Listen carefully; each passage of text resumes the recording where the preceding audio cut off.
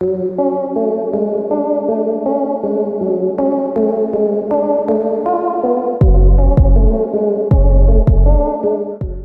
ಜಾಗದಲ್ಲಿ ಅನ್ನ ಮಾಡುವಾಗ ಅಕ್ಕಿಯಿಂದ ಹೊರಗೆ ಬಂದಿತ್ತು ರಕ್ತ.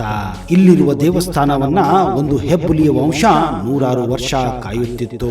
ಈ ದೇವಸ್ಥಾನದಿಂದ ಕೋಲಾರದ ಅಂತರಗಂಗೆವರೆಗೂ ಒಂದು ಸುರಂಗ ಮಾರ್ಗವಿತ್ತು. ಈ ದೇವಸ್ಥಾನಕ್ಕೆ ರಾತ್ರಿ ಏನಾದರೂ ಹೋದರೆ ಹೆಣವಾಗುತ್ತಿದ್ದರು. ಈ ದೇವಸ್ಥಾನ ಒಂದು ದಟ್ಟ ಕಾಡಿನಲ್ಲಿತ್ತು. ಇಂತಹ ಒಂದು ದೇವಸ್ಥಾನ ಈಗ ಬೆಂಗಳೂರಿನ ಹೃದಯ ಭಾಗದಲ್ಲಿದೆ ಅಂದರೆ ನೀವು ನಂಬುತ್ತೀರಾ? ನಂಬಲು ಸಾಧ್ಯವೇ ಇಲ್ಲ. ಆದರೆ ಈ ವಿಡಿಯೋ ನೋಡಿದ ನಂತರ ನೀವು ನಂಬಲೇಬೇಕು. ಬನ್ನಿ, ಹಾಗಾದ್ರೆ ಆ ದೇವಸ್ಥಾನ ಯಾವುದು, ಎಲ್ಲಿದೆ, ಇದರ ರಹಸ್ಯಗಳೇನು, ಈ ಎಲ್ಲ ಮಾಹಿತಿಯನ್ನ ಇವತ್ತಿನ ಈ ವಿಡಿಯೋದಲ್ಲಿ ನಿಮಗೆ ಸಂಪೂರ್ಣವಾಗಿ ಕೊಡಕ್ಕೆ ಹೋಗ್ತಾ ಇದ್ದೀನಿ. ಅದಕ್ಕಿಂತ ಮೊದಲು ನೀವು ನಮ್ಮ ಚಾನಲ್ಗೆ ಹೊಸಬರಾಗಿದ್ದರೆ ದಯವಿಟ್ಟು ಈಗಲೇ ಸಬ್ಸ್ಕ್ರೈಬ್ ಮಾಡಿ, ಜೊತೆಗೆ ಬೆಲ್ ಐಕನ್ ಕೂಡ ಪ್ರೆಸ್ ಮಾಡಿ.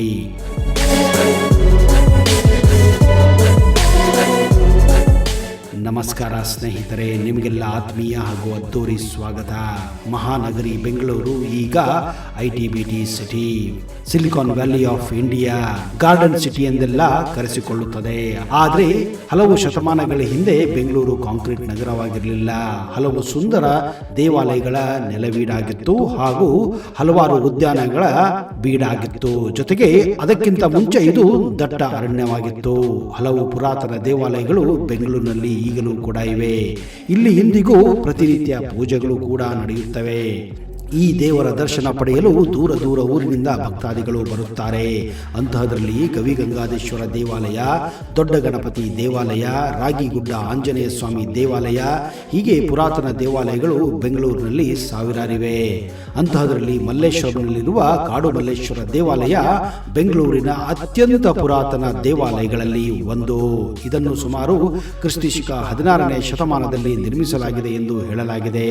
ಶ್ರೀ ಮಲ್ಲಿಕಾರ್ಜುನ ದೇವಸ್ಥಾನವು ಕಾಡು ಮಲ್ಲಿಕಾರ್ಜುನ ದೇವಸ್ಥಾನ ಎಂದೇ ಪ್ರಸಿದ್ಧಿಯಾಗಿದೆ.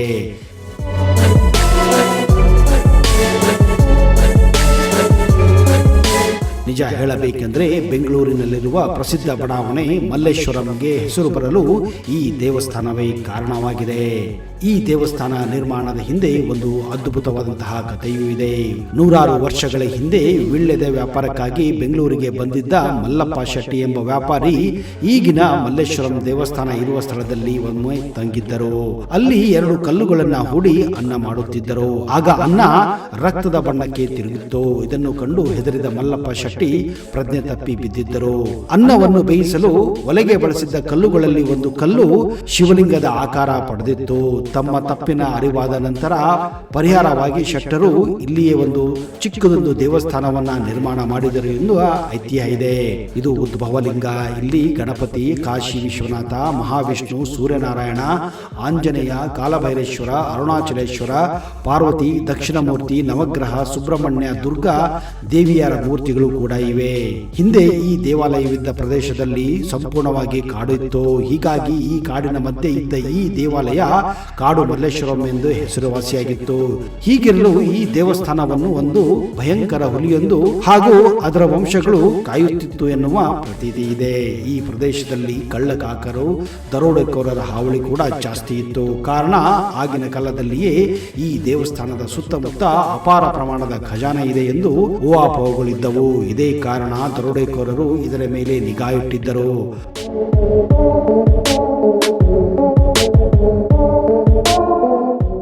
ಒಂದು ಸಾರಿ ದರೋಡೆಕೋರರು ದೇವಸ್ಥಾನದ ಗರ್ಭಗುಡಿಗೆ ಹೋಗಿ ಶಿವಲಿಂಗವನ್ನ ಎತ್ತಿ ಖಜಾನೆಯನ್ನು ಹುಡುಕುವ ಹುನ್ನಾರ ನಡೆಸಿದಾಗ ಈ ಹುಲಿಯೇ ಸಮಯಕ್ಕೆ ಬಂದು ಆ ದರೋಡೆಕೋರರನ್ನ ಕೊಂದಿತ್ತು ಎನ್ನುವ ಪ್ರತೀತಿ ಇದೆ. ಇದೇ ಕಾರಣ ಯಾರಾದರೂ ಕದ್ದು ಮುಚ್ಚಿ ಈ ದೇವಸ್ಥಾನಕ್ಕೆ ರಾತ್ರಿ ಹೋಗುತ್ತಿದ್ದರೆ ಅವರು ಹೆಣವಾಗಿ ಬರುತ್ತಿದ್ದರು ಎನ್ನುವ ಇತಿಹಾಸವಿದೆ. ಆದರೆ ಅಂತಹ ಪರಿಸ್ಥಿತಿ ಈಗಿಲ್ಲ. ಯಾಕಂದ್ರೆ ಈಗ ಇದು ಕಾಂಕ್ರೀಟ್ ಜಂಗಲ್ ಆಗಿದೆ. ಈ ದೇವಸ್ಥಾನವನ್ನು ಶಿಲೆಗಳಿಂದ ನಿರ್ಮಿಸಲಾಗಿದೆ.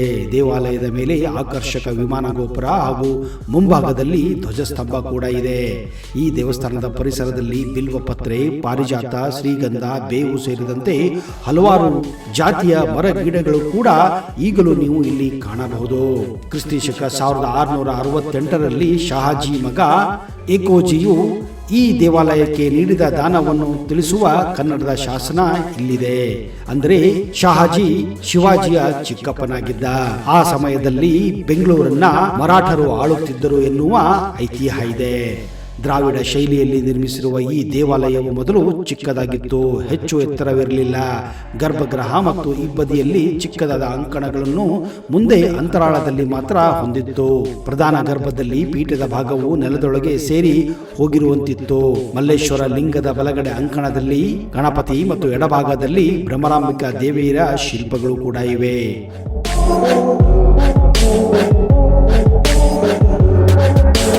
ಆನಂತರದ ಕಾಲದಲ್ಲಿ ಈ ದೇವಾಲಯವು ವಿಸ್ತಾರಗೊಂಡು ಹಲವಾರು ಬಾರಿ ಹಲವಾರು ರಾಜ್ಯಗಳ ನಡುವೆ ಜೀರ್ಣೋದ್ಧಾರವನ್ನು ಕೂಡ ಪಡೆದುಕೊಂಡಿದೆ.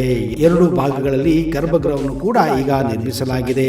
ಅದರಲ್ಲೂ ಮೈಸೂರು ಒಡೆಯರು ಈ ದೇವಾಲಯಕ್ಕೆ ಅಪಾರವಾದ ಕಾಣಿಕೆಯನ್ನ ಕೂಡ ನೀಡಿದ್ದಾರೆ. ಬಲಭಾಗದ ಗರ್ಭಗೃಹದಲ್ಲಿ ಕಾಶಿಯಿಂದ ತಂದು ಸ್ಥಾಪಿಸಲಾಗಿರುವ ಕಾಶಿ ವಿಶ್ವನಾಥನ ಲಿಂಗವು ಮತ್ತು ಎಡಭಾಗದ ಕೊನೆಯ ಭಾಗದಲ್ಲಿ ನಾರಾಯಣ ಶಿಲ್ಪವನ್ನು ಸ್ಥಾಪಿಸಲಾಗಿದೆ.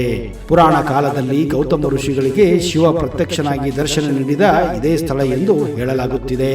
ಶಿವನನ್ನು ಆರಾಧಿಸುವ ಈ ದೇಗುಲದಲ್ಲಿ ನಂದೀಶ್ವರ ತೀರ್ಥವು ಒಂದು ಪ್ರಮುಖ ಆಕರ್ಷಣೆ. ಇಲ್ಲಿ ಬಸವ ವಿಗ್ರಹದ ಬಾಯಿಯಿಂದ ಸದಾಕಾಲ ನೀರು ಹರಿಯುತ್ತದೆ.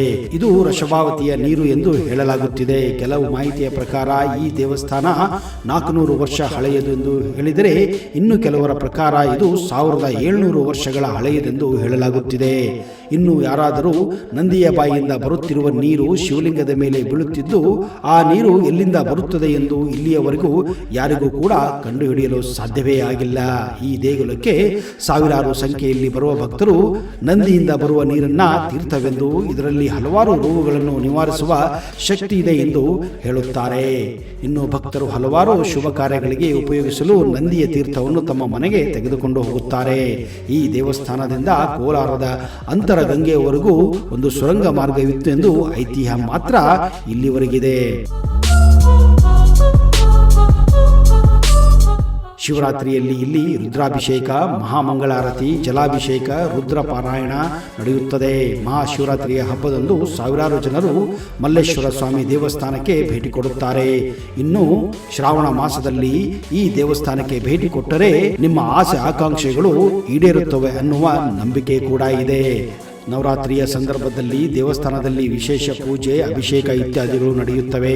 ಹೆಚ್ಚಾಗಿ ಕನ್ನಡ ಚಲನಚಿತ್ರಗಳ ಮುಹೂರ್ತ ಸಮಾರಂಭಗಳು ಇದೇ ದೇವಸ್ಥಾನದಲ್ಲಿ ನಡೆಯುತ್ತದೆ ಅಂದರೆ ನೀವು ನಂಬಲೇಬೇಕು.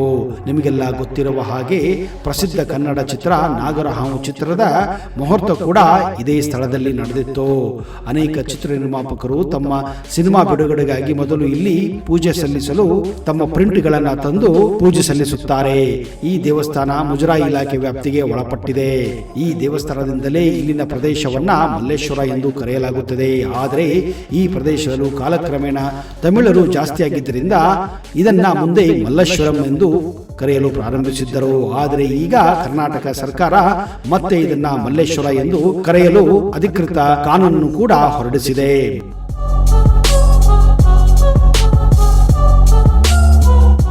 ಮಲ್ಲೇಶ್ವರ ತನ್ನ ಶ್ರೀಮಂತ ಇತಿಹಾಸ ಮತ್ತು ಸಂಸ್ಕೃತಿಗೆ ಹೆಸರುವಾಸಿಯಾಗಿದೆ.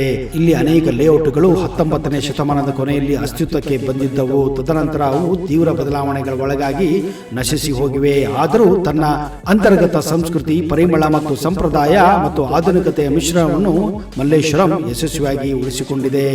ವರದಿಗಳ ಪ್ರಕಾರ ಮಲ್ಲೇಶ್ವರಮನ್ನು ಮೈಸೂರು ಸಾಮ್ರಾಜ್ಯದ ಒಡೆಯರು ಮಾರುಕಟ್ಟೆ ಪ್ರದೇಶವನ್ನು ಅದರ ದಟ್ಟಣೆಯನ್ನು ಕಡಿಮೆ ಮಾಡಲು ಮತ್ತು ಎಲ್ಲಾ ವರ್ಗದವರಿಗೂ ಉತ್ತಮ ಮತ್ತು ಆಧುನಿಕ ಜೀವನ ಶೈಲಿಯನ್ನು ಒದಗಿಸಲು ನಿರ್ಮಿಸಿದ್ದರು. ಕೆಲವರ ಪ್ರಕಾರ 1848ರಲ್ಲಿ ಬೆಂಗಳೂರು ಪ್ಲೇಗ್ ತರಹದ ಸಾಂಕ್ರಾಮಿಕ ರೋಗಕ್ಕೆ ತುತ್ತಾದಾಗ ಮಲ್ಲೇಶ್ವರಮನ್ನ ನಿರ್ಮಿಸಲಾಗಿತ್ತು.